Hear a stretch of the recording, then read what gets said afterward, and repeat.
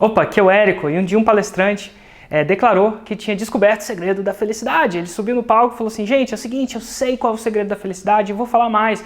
A felicidade é diretamente proporcional à frequência que uma pessoa tem sexo. E as pessoas daquela plateia, pessoas de doutorado, assim, professores, cientificamente, ficaram abismados. Como é que ele podia afirmar isso? Ele virou para a galera e falou assim: e é o seguinte, eu posso mostrar aqui empiricamente para vocês, quer ver? É o seguinte, quantas pessoas tem no máximo, quantas pessoas dessa plateia aqui tem no máximo, faz no máximo sexo, no máximo uma vez por mês?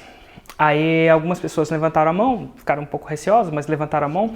Aí ele escolheu uma dessas pessoas e falou assim: senhor, vem aqui. Aí vem aqui e falou assim: olha, a gente vai usar esse cara aqui como controle, como base, como uma baseline, como uma base para a gente comparar isso.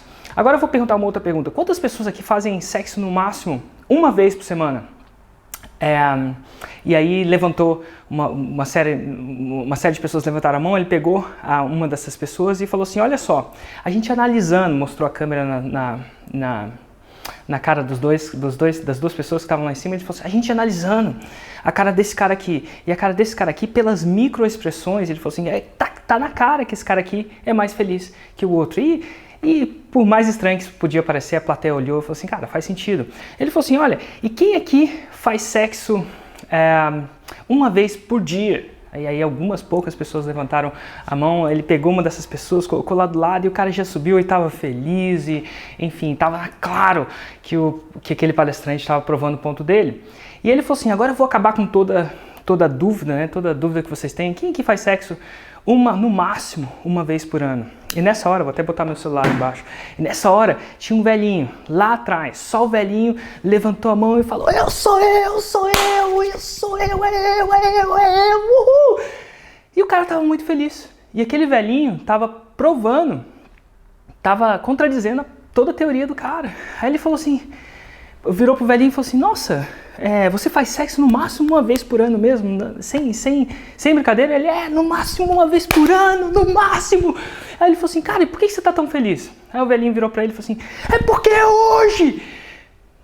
E o fato é o seguinte, essa é uma piada, tá? E talvez você esteja do outro lado de lá rindo, talvez você esteja chorando, talvez você não esteja nem entendendo por que eu tô contando essa piada.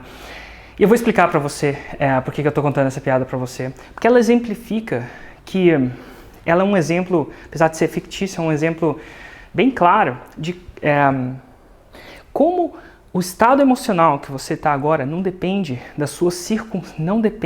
muito das suas circunstâncias atuais. A gente pensa, na maioria das vezes, que o nosso estado atual depende das nossas circunstâncias atuais. Na verdade, o nosso estado emocional, nosso estado de espírito, nosso ser está muito relacionado com o que a gente imagina que é o nosso futuro próximo. No caso do velhinho, a situação dele não era das melhores, vamos ser sinceros aqui, mas o fato de alguma coisa eminentemente boa tá para acontecer para ele, fez com que ele esquecesse tudo aquilo e ficasse feliz. Um outro exemplo é quando às vezes você está no seu trabalho, está cheio de coisa para fazer, tem, enfim, muita coisa, seu chefe enchendo o saco, um monte de coisa estourando na sua mão, que não era para estourar na sua mão. Aí de repente, às vezes você pode estar naquele estado muito triste ou muito feliz. Vou te dar um exemplo: se você tiver com um ticket, né? Se você tiver comprado um ticket, você sabe que no dia seguinte você está pegando um avião, indo para as férias dos seus sonhos, a chance são que você vai estar, apesar de estar naquele estado de caos, você vai estar extremamente feliz, porque o que faz você ser o que você é no presente é o futuro que você imagina que vai acontecer próximo, futuro quase certamente provável que vai acontecer. Do mesmo jeito, você pode estar nas suas férias, num lugar paradisíaco, que é isso que você sonha, o lugar dos seus sonhos. E você pode estar se sentindo miserável. Isso se você souber que no dia seguinte você vai voltar para a luz fluorescente do seu escritório ou para um trabalho que você não gosta. Então o fato é o seguinte: eu aprendi isso em Londres, no curso de desenvolvimento pessoal. Isso me abriu muito a cabeça para eu sair de estados de estagnação. Vou te dar um exemplo. Um estado de estagnação que eu tive nessa última semana, eu queria dividir isso com você, é um estado de completa estagnação. Eu tinha acabado de finalizar um projeto de lançamento, e eu já estava preparando estava pensando e organizando meus próximos projetos. E o próximo projeto que eu estou organizando é grande. Ele é grande de uma maneira que eu vou ter que me superar muito para chegar naquele outro projeto. E naquele momento eu passei uma semana em pânico, e no estado de pânico. No estado de pânico, o que é o estado de pânico? O estado de paralisia, sem fazer muita coisa. E acontece isso. Às vezes algumas pessoas, por exemplo, que estão fazendo forma de lançamento agora, estão nesse estado de pânico. Meu Deus! Uma coisa nova, tudo que é novo, tudo que a gente tem que aprender de novo, chances são que traz uma certa dificuldade pra gente. Se você escreve com a mão direita, tenta escrever com a mão esquerda para você ver. Tenta aprender a escrever com a mão esquerda de novo. Vai ser difícil. Não que seja difícil escrever, não que seja difícil. Agora imagina o seguinte, se você está nesse estado de pânico, de paralisia, eu queria nesse vídeo falar como eu saio desse estado de pânico, ou como eu saí do meu. A primeira coisa é reconhecer o estado de pânico. O estado de pânico, o estado de paralisia. Reconhecendo o seguinte, não tem nada de errado com você. E eu tive que falar isso na minha semana passada, que não tinha nada de errado com o Érico. As pessoas de maior sucesso entram no estado de pânico, onde eles veem que a tarefa na frente deles é tão grande que eles não fazem nada agora.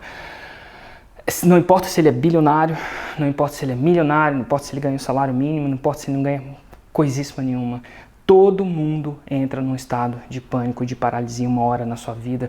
E eu vou te falar o seguinte, se alguém fala que nunca entrou e não vai entrar, ou esse cara é um baita de um mentiroso, ou ele tá sempre somente na zona de conforto. Ele nunca tenta nada dele, ele nunca tenta arriscar, nunca faz nada que saia da zona de conforto. Ele sempre faz aquela coisa que ele está simplesmente muito confiante. Quando você faz só o que você sabe fazer, você nunca muda, você nunca melhora, você tende a não crescer. Então você deixa a vida te levar e você não leva a vida. Então a primeira coisa é isso. Então se você está nesse estado agora, eu queria reconhecer que isso não tem nada de errado. Eu fico nesse estado, você fica nesse estado, os caras mais top do mercado que você acha também ficam nesse estado. Então não tem nada de errado. Agora, apesar de não ter nada de errado, é legal sair disso e entrar no estado produtivo. Eu vou falar o que eu faço para entrar nesse estado produtivo. Número 1, eu reconheço isso, eu reconheço para mim mesmo, eu estou no estado. Número 2, eu divido que eu estou parado, eu divido que eu estou nesse estado de estagnação com alguma outra pessoa da minha confiança. Eu não guardo para mim. É muito difícil você sair do poço sozinho. Se você estiver num poço onde você está travado, é muito difícil você sair sozinho, ou é muito mais lento você sair sozinho. Então o que eu faço? Eu divido isso. E eu tenho um grupo de pessoas que eu divido, um grupo do meu mastermind lá fora nos Estados Unidos. Então toda vez que eu me sinto que eu estou estagnado, eu vou dividir com ele. Gente, é o seguinte, eu não sei como é que eu vou sair disso, mas eu estou estagnado. A grande sacada é que a maioria das pessoas não dividem isso com outras pessoas porque elas acham que elas não deveriam estar, ou porque elas são muito orgulhosas em acharem que, sei lá, elas não têm esse tipo de coisa, ou elas acham que elas não deveriam estar nesse estado de estagnação. Então elas não dividem, elas não querem incomodar as outras pessoas. Mas o fato é que todo mundo entra nesse estado. E é muito mais fácil uma pessoa de fora do poço te tirar do poço. É sempre muito mais fácil. E o mais interessante é quando eu reconheço esse estado de estagnação, ao invés de resistir a esse estado de estagnação, eu reconheço comentando, pessoas da minha confiança que eu estou no estado de estagnação, parece que tira uma pressão de mim. Isso me permite fazer o segundo passo. O segundo passo é o seguinte, o estado de estagnação vem de um futuro. Lembra que eu falei que contei a piada do velhinho? Vem do futuro. O que acontece? Quando você está estagnado, as chances são que você está estagnado porque você encontrou um projeto que é muito grande ou que você tem que fazer muita coisa e o futuro que você imagina que é quase provável é o seguinte, eu não vou conseguir, isso é impossível. E quando você está num lugar onde você não acha que vai conseguir ou acha que é impossível, o que acontece? Você trava. Afinal, o seu cérebro é esperto, ele não faz você fazer coisas que você acha que é impossível. Basicamente isso. Então, o que acontece? O fato de você estar estagnado, o fato de eu estar estagnado, as chances são pelo futuro que eu estou projetando. E o futuro eu não vou conseguir. Para que eu vou começar? Eu não vou conseguir, eu vou economizar energia. O cérebro é feito para economizar energia. Então eu não vou conseguir. Geralmente a conversa que está na cabeça é eu não vou conseguir. É muita coisa para mim. Ou isso é impossível. São três coisinhas, são três vozinhas. E o fato é que toda maratona, todo projeto grande, a gente vai tender a falar isso pra gente. E como é que eu saio disso? Eu falo o seguinte, como é que se corre uma maratona, como é que se corre um projeto? Um passo de cada vez. Então o que eu faço? Depois que eu fiz isso, eu basicamente reconheci esse estado de estagnação pro meu curso, eu recebi suporte das pessoas, algumas pessoas me falaram algumas coisas, outras... Mas eu me dei a permissão de sentar agora, eu falei assim, agora eu vou sentar e eu tenho uma folha de papel grande e eu desenho círculos e dividir aquele projeto grande em diferentes partes, pequenas partes. Primeiro em grandes categorias, depois em pequenas categorias, e eu comecei a definir o que era o meu próximo passo. A gente nunca, se a gente imaginar, se alguém me perguntasse, Érico, agora você vai vai construir um canal de YouTube, vai gravar mais de 300 vídeos, eu não sei se é isso que eu gravei, mas vamos lá, 250, 300 vídeos, e você vai fazer com que esse canal chegue a 70 mil assinantes, ou até mais. E o fato é que eu ia ficar paralisado. Mas como é que eu fiz? Dividi os passos e como é que eu fiz isso? Um vídeo de cada vez, como esse aqui que eu estou fazendo agora, um vídeo de cada vez. E no seu projeto vai ser um passo de cada vez. Nenhum bebê, ninguém aprende alguma coisa, ninguém consegue um projeto dando vários passos de cada vez. Então eu sentei e defini um passo de cada vez no meu projeto. E acredite ou não, defini um passo de cada vez, acabei mostrando esse projeto para outras pessoas, outros observadores. Se você não sabe que eu uso observadores nos meus projetos, eu uso sim, mostrei. E fez sentido para eles, observadores que entendem do que eu faço. E fez sentido para ele.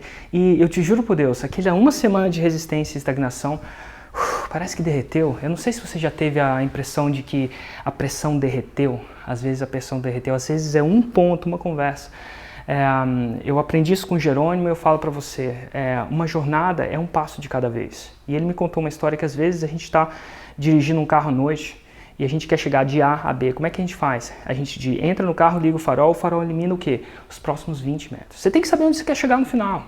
Não estou falando que não tem que saber, não. Você tem que saber onde quer chegar no final, mas o percurso são a cada 20 metros. Então você vai dirigindo o carro, ele ilumina 20 metros. Você anda mais um pouquinho, ele ilumina mais 20 metros. Você anda mais um pouquinho, ele ilumina mais 20 metros. E é assim que você chega. Uma maratona é um passo de cada vez. É assim que você completa uma maratona. Um projeto de empreendedorismo é um passo de cada vez. É um passo de cada vez. Mas eu gravei esse vídeo porque era uma situação pessoal que eu estava sentindo e às vezes talvez você pense do lado de lá que eu não sinto essas coisas, ou talvez eu pense que você pense isso, porque eu tenho pessoas que eu admiro muito, que eu acho que eu cheguei a achar, esse cara não sente uma coisa, esse cara só performa, ele só entra em campo e está jogando bem. E quanto mais eu conheço pessoas de alto, assim, minha posição hoje na internet me permite conhecer pessoas que são incríveis no que elas fazem. De maneira de 10 a 20 vezes maiores, talvez 100 vezes maiores do que eu. E uma coisa eu descubro, uma coisa que quanto mais tempo eu passo com essas pessoas, mais eu descubro que elas também vão no banheiro, que elas também comem, que elas também têm os mesmos medos que você.